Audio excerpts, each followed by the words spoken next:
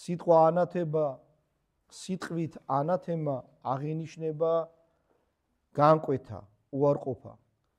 როცა რომელიმე მოძღვრებას ეკლესია ანათემას გადასცემს, ეს იმას ნიშნავს, რომ მოძღვრება შეიცავს სულიწმინდის გმობას და იგი უნდა უარყონ და გამდევნონ ხსნისათვის, ისევე როგორც შხამს გამოდევნიან ხოლმე საკვებიდან.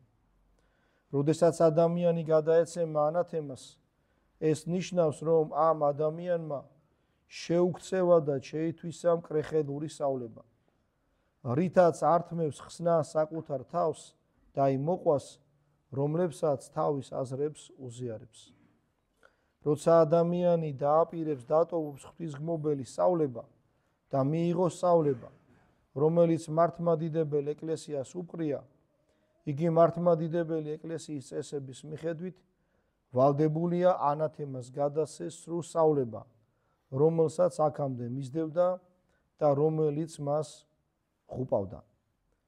ღმერთს აშორებდა, ამყოფებდა რა ღმერთთან მტრობაში, სულიწმინდის გმობასა და სატანის თანაზიარებაში. ანათების მნიშვნელობაა სულიერი საეკლესიო მკურნალობა ადამიანთა სულში არსებული სნეულებისა, რომელიც მარადიულ სიკვდილს იწვევს. მარადიულ სიკვდილს იწვევს ყველა ადამიანური სწავლება, რომელიც ღვთის შესახებ ღვთის მიერ გამოცხადებულ სწავლებაში შემოაქვს თავისი სიბრძნე, აღებული ცრუმოსახლე გონებიდან, ხორციელი ბრძნობიდან, დაცემული სულებისა და ადამიანების ამ საერთო მონაპოვრიდან.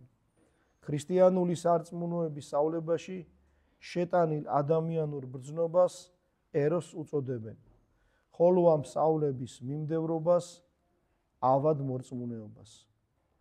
მოციქული ხორციელ საქმეებს შორის ერესებსაც ასახელებს. პავლე მოციქული.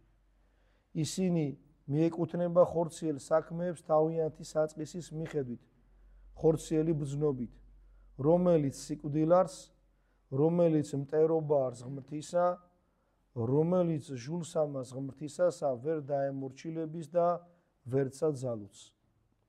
ისინი მიეკუთვნება ხორციელ საქმეებს თავიანთი შედეგების მიხედვით. აუცხოვებენ რა ადამიანის სულს ღვთისაგან და უერთებენ მას სატანის სულს, მისი მთავარი ცოდვის, გმობის მიხედვით ისინი მას ვნებებს უმუნებენ, როგორც ღვთისაგან მიტოვებულს, როგორც საკუთარ დაცემულ ბუნებას მინდობილს.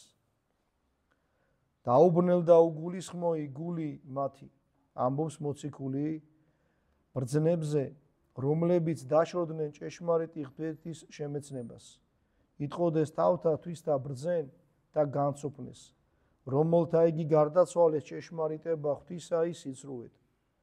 ამისთვის მისნა იგინი ღმერთმან ვნებასა მას გინებისასა.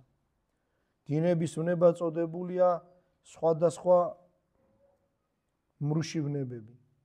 ერესიარქების ქვენა ქცევა გარყვნილი იყო. აპოლინარიუსის მრუში ურთიერთობები ჰქონდა. ევტიქი განსაკუთრებით ემონებოდა ვერცხლის მოყვარეობის ვნებას. არიოზი დაუჯერებლად გარყვნილი იყო. როცა მისი წიგნის თალიას კითხვა დაიწყეს ნიკიის პირველ კრებაზე, შეკრებილმა მამებმა ყურები დაიცვეს. უარი თქვეს ესმინათ ისეთი ბილსიტყვაობა, როგორიც ღვთისმოსავ ადამიანს აზრად არასოდეს მოუვიდოდა. თალია დაწვეს. ქრისტიანობის საბედნიეროდ მისი ყველა ეგზემპლიარი გაანადგურეს. ჩვენ შემოღჭა ისტორიული ცნობა, რომ თხზულება სასტიკ გარყვნილებას აფრქვევდა. უახლესი ერესიარქების მრავალი ნაშრომი თალიას გავს. მათში საშინელი გმობაა შეერთებული და შერეულია საშინელი არაადამიანულ გარყვნილებასა და მკრეხელობის გამონათქვამებთან. ნეტარნი არიან ისინი, ვისაც არასოდეს გაუგია და არ წაუკითხავს ჯოჯოხეთის ეს ამონანთხევი. მათი კითხვისას აშკარა ხდება ერესიარქების სულის ერთობა სატანის სულთან. ერესები როგორც ხორციელი საქმე, ხორციელი სიბრძნის ნაყოფი დაცემული სულების მიერ არის გამოგონილი. გაეკეცით უხთო ერესებს, ამობდა წმინდა ეგნატე ღმერთშემოსილი. ეშმაკის გამონაგონების არსი იმ პირველ საწყისი ბოროტების გველიდან მოდის.